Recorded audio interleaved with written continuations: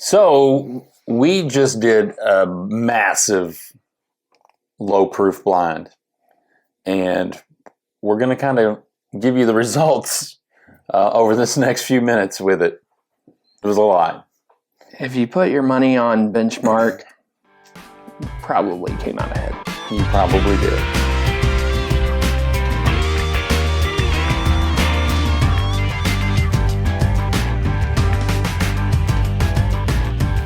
Welcome back to another edition of Bourbon Kingdom. I'm David. And I'm Zach. And today we are going to talk about our low proof blind that we just did. 90 proof and below. Yeah, so we just blinded 15 bottles. We did just blind 15 bottles of low proof whiskey. It was a lot. It actually went by a lot quicker than I thought, though. We did do a little bit behind the scenes that will be posted for Patreon members. Yeah, so you Patreon members, I think the other one we did was like an hour's worth of footage. It can't be an hour long. I don't think it was an hour. This one I felt like went by super quick. It was way quicker than the other one, so we'll see how it goes. I'm just going to say this. Some surprises, some not. I think this one a little bit more chalk. There's a couple bottles in here that really did surprise me. Yeah. They either did so well or so bad. I agree with that. But for the most part, I'm not super shocked. Yeah, by some of the results. All right, do me a favor before we kind of start going through this list. Hit the like, subscribe, turn on the notifications. That way you can be made aware of videos when they pop up. Also, you can check us out on Patreon, or you can check us out on Apple Podcasts, Spotify. You can kind of look at all that. If you don't have time to watch a video, but you have time to listen in your car, it's available now doing those things. So, it's good all stuff. Right. First ones we're going to go with. We'll start from the end. We'll start from the end. And go to number one. Yes. All right. Yes, we will.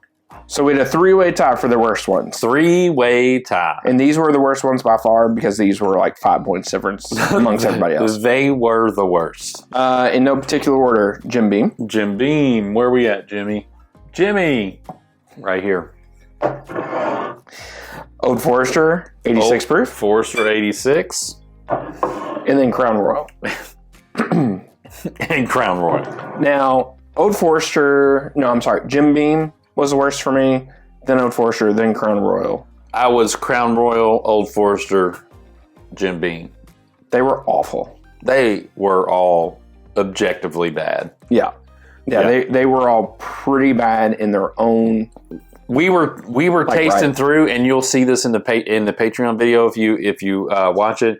But we were talking about 7, and I drink 8, which Crown Royal was number 8. It was, and I went like this. I went because it just struck me bad. And anytime a liquor makes me do like the little cold chills, that's going to be That's going to be the last thing on my list, and that kind of happened with that list. So thought he was going back to doing fireball shots. Yeah. Yeah, not great. R.I.P. St. Louis. I call R.I.P. St. Louis. Good Lord. We didn't even take fireball shots in St. Louis. That's how bad that was. The Old Forester stuck out to me like a sore thumb. It did. I called that one in the blind, and I still hate that one. As much as I love Old Forester, I hate Old Forester 86 proof. And I knew Crown was number 8. Like I knew it as soon as I drank it. I was like, "This has got to be Crown." So. Well, it was just so much more off profile than everything. It really, and that may be what it is. That's definitely true. All right, so number 12 would be Old Barton, which I'm a little surprised about because it did well in our price tier. It did, and I thought it would do a little bit better, but it is what it is. I mean, they can't all be hitters when it comes to old proof. I just thought this one would do a little bit better. Yeah, I get it. I do get it as well. So, all right, number 11, Jack Daniels. Oh, Jackie, number 7. It is what it is. Like, of all the things that Jack Daniels does, this is probably, honestly, this is the least of all of them. So, nope. You don't think so? That sherry finish malt is man. Hey, it made it into our top 20. So it can't literally sold a kidney to get it. It can't be that bad if it made it in our top 20. That's all I'm saying. I hated it. Yeah. But it still made it in our top 20. Honestly, though, for an 80 proofer, I mean,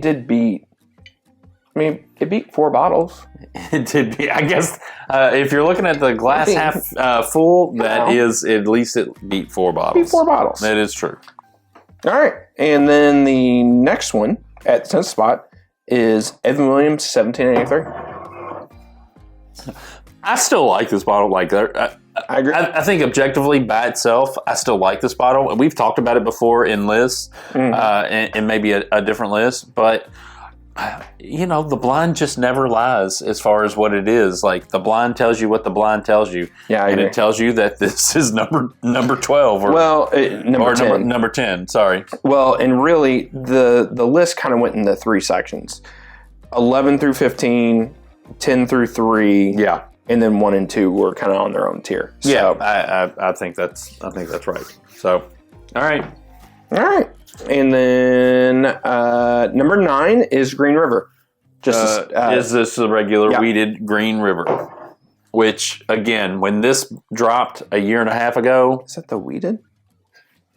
That's just the normal. This is the normal release, right? Oh, okay. Yeah.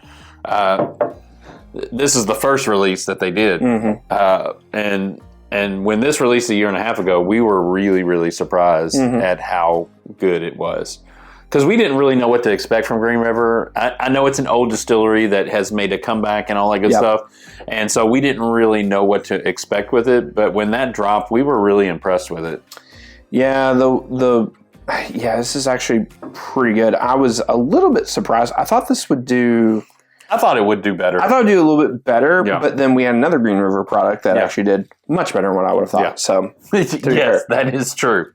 All right. Next one on the list, in the number 8 spot, is Buffalo Trace. Buffalo Trace. Which I'm surprised that it was down as low as what it was, but you were the one that actually had it low. You had it at 9th, and I had it at 4th. Yeah. It didn't hit my palate today in the right way. I get it. And so, call me a tater. It is. I had it higher. I honestly, like, if this was a store pick, I probably would have chose it higher. I just think the store picks are so much generally better than just the normal standard that sits on the shelves. And so, sits on some shelves. Yeah. Around here, it does sit on a shelf. It's pretty readily available. So, and the store picks have a tendency to be a little bit better, a little more unique, and so hit my palate a little bit different. I agree. Yeah. Again, this was super easy drinker. Like, honestly, drinking through everything, I was like, I thought that this was either this or Benchmark whenever I had it. What number was that? You had it as 9th, and I had it as 4th. Oh, on the list, it finished number 8th. Yeah, but what was the actual number of the pour? What was that one? That was number 4. Number 4, yeah. I remember drinking that going, what did I say about it? Number 4 was sweet. I said it had like a sweetness to it. So that makes sense. All right. And 5 through 7, we had a tie. So Evan Williams Black. 10 Cup. And Redwood Empire. All of them finished 12th. We were all pretty similar on these in some way, shape, or form. We were, except for Redwood Empire. Redwood Empire actually finished 2nd for you, and it finished 10th for me. Yeah, which makes sense because this is one of these. And if you all have watched this channel at all, you know that I love this bottle. It for the longest time was my starter bourbon for pretty much every time I was even remotely sitting at a bar. It has been since replaced by Bardstown High Wheat, but that's just a recency thing. And a lot of places don't have this on the bar anymore. So that's true. So yeah, overall, I thought all 3 of these were great. I thought Evan Williams Black Label would do well for me. It did. It finished 5th for me, 7th for you. Yeah. And then 10 Cup. Now, I think I actually had it 7th and you got it 3rd. So actually 10 Cup did really well. Yeah, 10 Cup did way better. I think it's the label. I think their logo is... Even though you couldn't see the label whenever you were drinking it? I mean, the logo. The logo, it subliminally, it looks so much like my church logo that...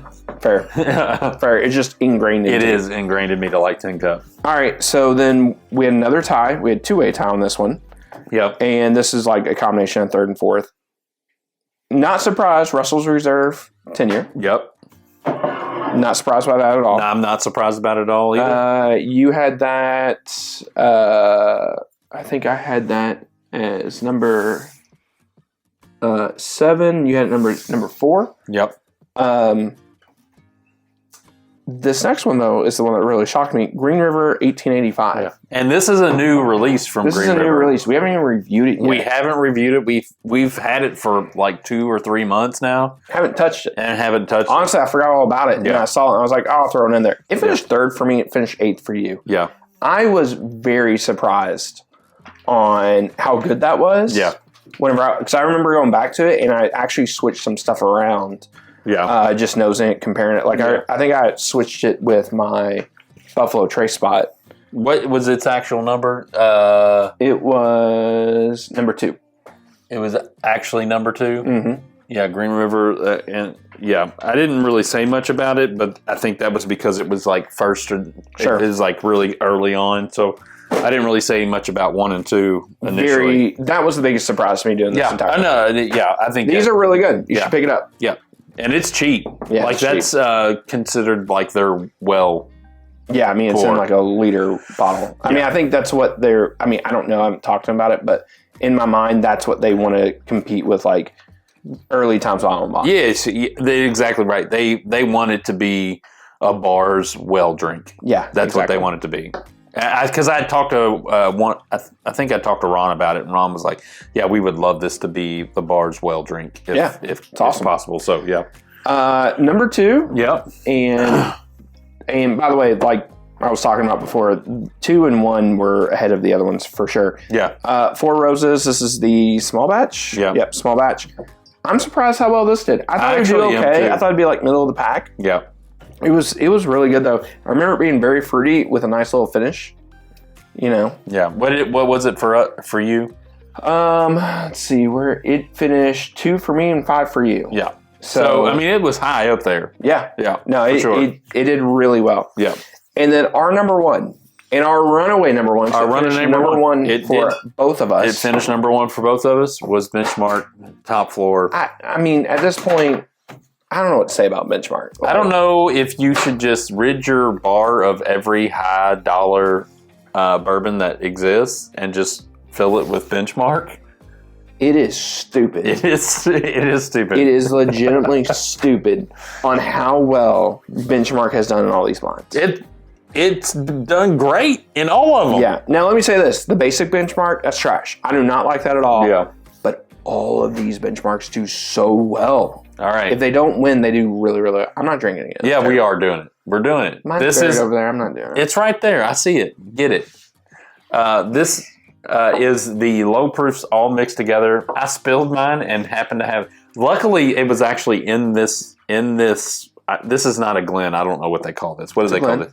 They call this a Glen? I mean, it's a type of Glen. It's a fat bottom Glen. And luckily, it was filled to here and it went to here. But this is a mixture of everything. So cheers. This is cheers probably hard. To Benchmark. Yeah, cheers to Benchmark for winning. It smells so bad. Gosh. That's why I didn't want to drink it. It's so awful. Oh, it's so. Yeah, that's not good. Don't do that. Tell us what your favorite low proof bourbon is. We'd love to hear. Oh, it's still there. Yeah, we'd love to hear about it. And until the next time, we'll see you. We'll see you.